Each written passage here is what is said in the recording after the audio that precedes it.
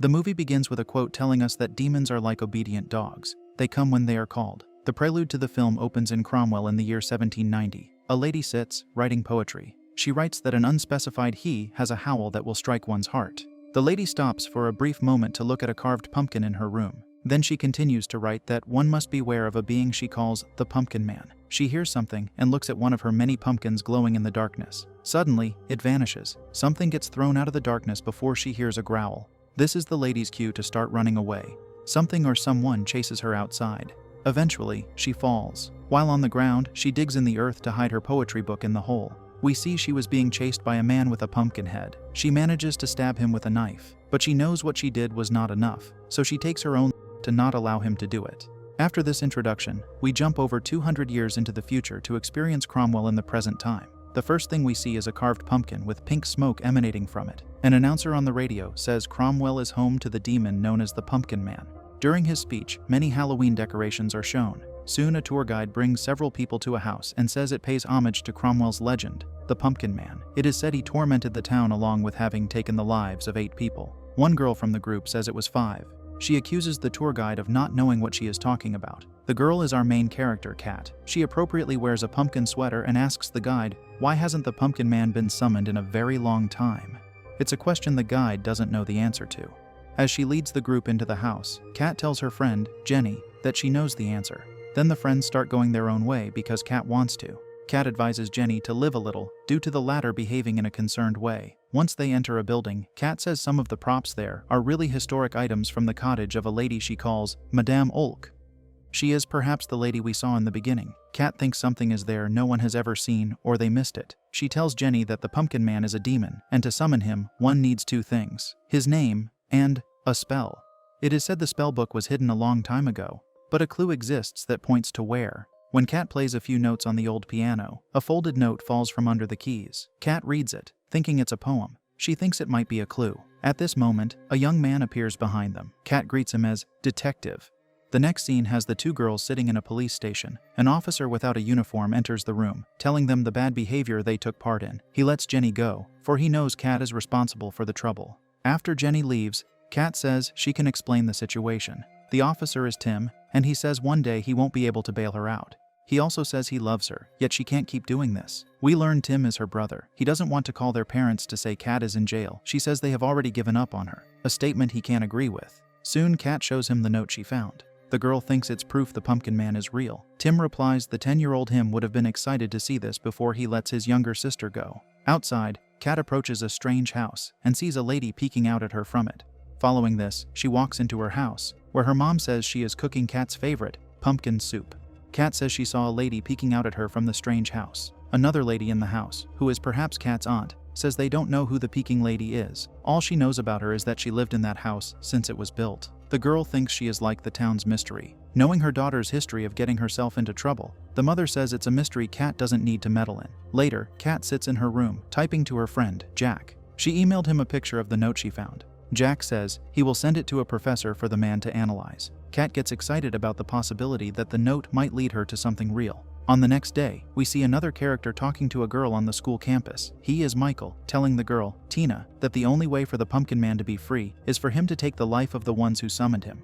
She tells him everyone in Cromwell knows this. Then Kat and Jenny approach them. Kat hugs Michael from behind. They all talk for a short time until they have to attend class. In Kat's class, the teacher announces that the school has organized an annual Pumpkin Man festival at a certain location this weekend. She hopes to see all of them there. One girl disapproves of this festival. She says just one person gets excited about it in this class. She calls this person a freak, referring to Kat. Soon Kat gets a message from Jack, telling her the professor found something. At night, she continues talking to Jack in her room. He says the poem is a clue to find the book. There is a missing word in it, but there is also a place on the earth to search for the book. Learning this, Kat decides to go outside. In the next scene, Kat tells Jenny she found the Pumpkin Man spellbook. She thinks the page they found revealed its location. Being skeptical, Jenny asks how her friend knows it is a credible source. Kat replies that Madame Olk would not have done what she did to herself and not leave any clue as to where she left the book. Jenny counters her point by saying if the lady hid the book, it would defeat the purpose of what she did to herself. Afterward, the duo wanders around the area for 1 hour. Since it takes this long, they get into an argument. Looking in the direction of a tree, Kat thinks the book could be there. The poem uses specific words that seem to describe that location. Once she removes a few stones, she finds the book no one could find in a long time. She reads the word Kerbis on the front cover. It seems like her having read it causes a lady elsewhere to feel a pain in her chest. On the next day, Kat is with her friends and asks them if they want to break some rules tonight. She tells the other two she found the Pumpkin Man spellbook with Jenny. Kat wants to read the incantation inside. Michael asks if she is sure that is a good idea. In return, she asks what's the worst that could happen. Tina tells her what it is, a demon getting summoned. Regardless, the group decides to listen to Kat. They can't really believe that reading from a book will bring a demon into the world. Before Kat leaves, she kisses Michael, and he gets taken aback by it. At night, the trio is together without Jenny. Kat wants Michael to know she is glad he is there. He says he would never miss out on time with her. Taking her friends to a different spot, she asks if they are sure they want to do this. They don't state any objections, so she starts reading from the spellbook. As she reads, we see a scarecrow starts to move. It grows a dangerous claw. Soon Kat reads about Kerbis. The scarecrow grows another claw and acquires a pumpkin head. The girl finishes by reading if one is selfish enough to survive, one can give a friend's life to save their own. Then they all hear a ghostly howl, prompting Tina to fearfully ask what it was. It does not take long for a person with a pumpkin head to show themselves to the group. However, the person is Jenny wearing a pumpkin mask. Suddenly, a man named Hank exits his house and yells for the kids to get off his property. Thus, they start to run. When they stop, Michael kisses Kat. Our attention falls on Hank for a short time. He also hears the ghostly howl. He walks around his property in search of where the howl came from. The man believes the kids are responsible for it. Shortly after, a vine wraps around his leg to bring him down. The pumpkin man draws near, scaring Hank. The demon blows Hank's hand off with the latter's shotgun. The farmer tries to crawl away for his life, but the pumpkin man doesn't let him escape and rips his head off. Later, Tim arrives at the place. He learns from his coworker they can't find Hank's corpse. What the man finds, though, is Hank's head close to several pumpkins. At school, the three girls talk about their adventure from last night. They all get messages on their phones that Hank is deceased. Outside, Jenny worries the most about the possibility of them going to jail. Kat says they didn't do anything wrong, and Tina remarks on how they can't be tracked for having been there last night. They all agree to keep quiet about it. While Kat lies in bed at home, she hears something. Soon her bathroom door slowly creaks open. Peeking inside, she sees nothing unusual. She looks at an intimidating pumpkin head in her room, and since it scares her, she puts it on the bathroom floor. Once she lies in bed, the door creaks open a second time prior to returning to its starting position. Then it opens again. This time, Kat sees someone standing in the washroom with the pumpkin for a head. Of course, it scares her. The being grabs the door, making her hide under the blanket. On the next day, she is the last to join her friends at their usual spot. She asks them if they experienced strange things last night. They did not, and she informs them of what happened to her. The girl says she saw someone, which piques their curiosity as to who. If she gives the name, she is worried they will call her crazy.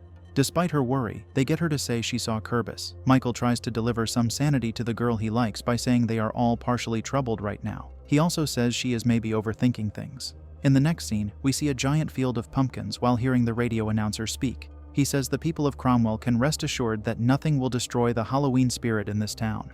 Following this, a Halloween event is underway at the place Kat occupied earlier. Tina talks to her mom on the phone. She tells the woman these events are very safe, but how safe this event is will be revealed soon. She comes close to a haunted house and sees a pumpkin man imitator standing in it, looking her way. As she walks through it, she finds either the same imitator or another one. The girl walks alone in the dark building, possessing only a flickering flashlight to battle the darkness. Walking into a new area, she spots a pumpkin with her name carved into it. The girl is confused by such a sight. At this moment, the real pumpkin man appears behind her, and she screams in fear. Two people are there to witness it, thinking it's part of the event. Tina yells that it's real before the pumpkin man rips through her. The spectators simply walk past the brutality, still thinking it was fake.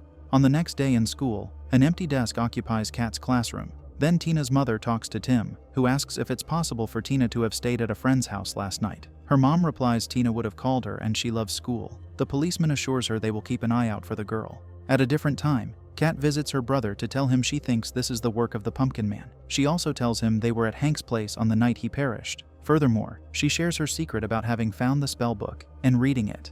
Now 2 people have lost their lives, and she is seeing things in her room. Tim tells her to go home along with not telling anyone about her being at Hank's place. Later, Kat texts Michael to ask if he thinks it was weird for their friend not to be in school. Tina does not have great attendance, he says. Regardless, Kat has an awful feeling about what happened. Afterward, Michael goes to the washroom, where he sees a pumpkin on the toilet. It troubles him, so he puts it on the sink counter. He does this while listening to a podcast. On it, the announcer's voice distorts, and the door starts to move on its own. The announcer now sounds like the Pumpkin Man, who starts speaking directly to Michael. The door closes, which scares Michael into attempting to open it.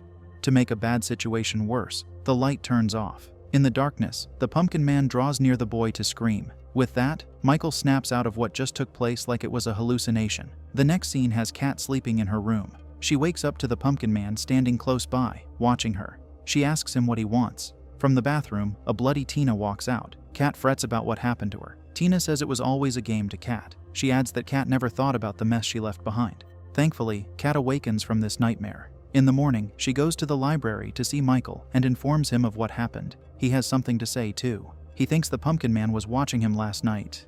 The incident with the podcast gets mentioned. Kat thinks the Pumpkin Man is haunting them through their joys.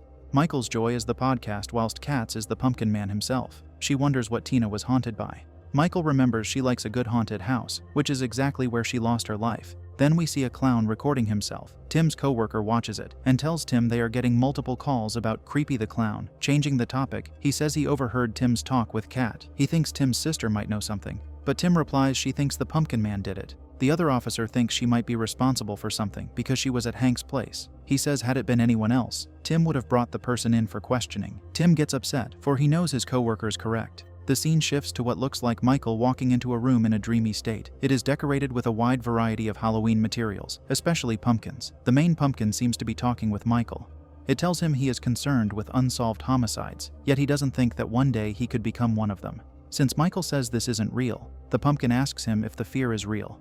It also says he read the incantation and must face the consequences for it. However, it reminds him there is a way out. Michael remembers he could give a friend's life for his own. Once the boy asks the pumpkin what its offer is, it says it wants to show him something. At this moment, Michael gets transported to the library through an out-of-body experience. He sees himself sleeping beside Kat. A girl is sitting there, and the Pumpkin Man asks Michael if he wants to offer her in his place. Being a decent person, Michael refuses to sacrifice someone who does not deserve it. Regardless of what he chooses, the girl gets ruined by the Pumpkin Man's supernatural power. The boy gets transported back to the dreamy room, where the pumpkin tells him that soon everyone will pay for his mistake. Then he wakes up in the library with Kat. He tells her the Pumpkin Man is getting inside his head. Kat shows him something important on her laptop. He says it's the creepy house on her street. Michael is curious to know what it's doing on a Pumpkin Man forum. Kat replies a historian has concluded that Madame Ulk's descendant should live in that house. In the next scene, Jenny walks with a girl from her class in the Pumpkin Man event. Jenny tells her it feels like they are glorifying a tragic event in their town's history. It feels wrong to her. Her classmate Britt says maybe what is wrong is what Jenny and Kat did to their other two friends. When Britt leaves, Jenny starts taking photos for the school paper. She sees the Pumpkin Man through her camera before he quickly vanishes. Eventually, she takes photos of a man. As she does, she sees the Pumpkin Man standing behind him. Mentioning it to the man, Jenny gets him to turn around for him to see no one. In a short time, she sees no one too. Moving along, Jenny enters a haunted house to take more photos there. People wearing pumpkin masks are waiting inside the house to scare her. It doesn't take long for the real Pumpkin Man to give her a real scare. He vomits on her and she says she wants to live. Out of strong fear, she tells him to take Britt, so he leaves Jenny alone. Then we see Britt walking alone until she encounters the Pumpkin Man. He does not let her pass. He starts to choke her, but she manages to run away. Once she walks into a building, he is there to grab her. Alas, the Pumpkin Man takes the poor girl's life who had nothing to do with his summoning. Afterward, Kat and Michael come to the creepy house to knock on its door. Since the owner tells them to go away, Kat utters the name Kirby's. This prompts the owner to open the door. Kat tells the woman he is back, forcing the latter to let the duo into her home. Inside, Kat wants to know how to destroy the Pumpkin Man. The woman laughs, for she is knowledgeable about his nature. She says they don't destroy him because he is a sacrificial demon. He feeds on those who have summoned him. They bind themselves to him with a contract and pay with their lives. Now Kat asks who left the note and the spellbook in the places she found them. The woman tells a short story of how the town branded Madame Ulk a witch. This made her daughter desire for the town to burn.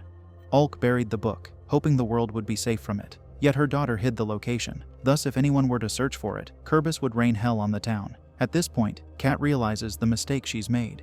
Michael says the woman has to help them. When she says there is one way, the scene cuts. Following this, the friends exit the house and Michael says it has to be him. Opposing him, Kat says she has to do it. She is the one who read the incantation. Soon Jenny phones her, telling Kat that Kirbis is real. She also shares what happened to her, including the part about how she sacrificed Britt to save herself. While Kat talks on the phone, Michael gets a message from his podcast and listens to it. Instead of the podcast, he hears the Pumpkin Man talking about him. He talks about whose soul he's going to take. Back to Jenny. She says she's going to run. She advises Kat to do the same.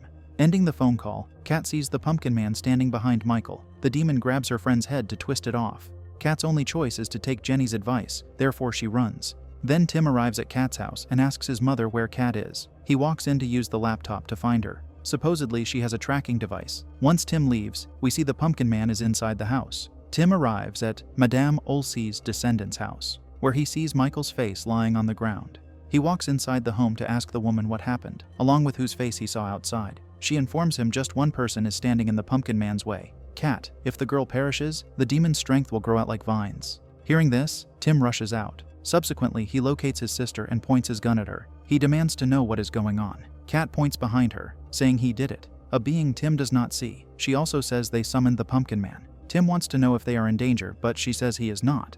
He ends up believing his sister because he saw what was left of Michael. He knows she could not have done that, which makes her hug him. Kat cries that all her friends perished thanks to her. She wants to enter the event, thinking it can only end there. Thus the siblings go there. They see the skeletons of all the victims the Pumpkin Man has claimed. Tim realizes that is why they didn't find the corpses. When the duo goes inside a building, the demon presents himself to us. Kat sees the Pumpkin Man and tries to sneak around him. He soon grabs the unsuspecting girl from a window. Luckily, Tim helps his sister escape. As they run away from the threat, he catches Tim to hold him against the wall. Being a caring brother, he tells Kat to run. Before she does, she tells the Pumpkin Man he has to take her life first. Her running gets interrupted by her bumping into the demon. He holds her and she tells Tim, who has caught up to them, that he knows what he has to do. Although he says he cannot do what she wants, he takes some time to shoot his sister.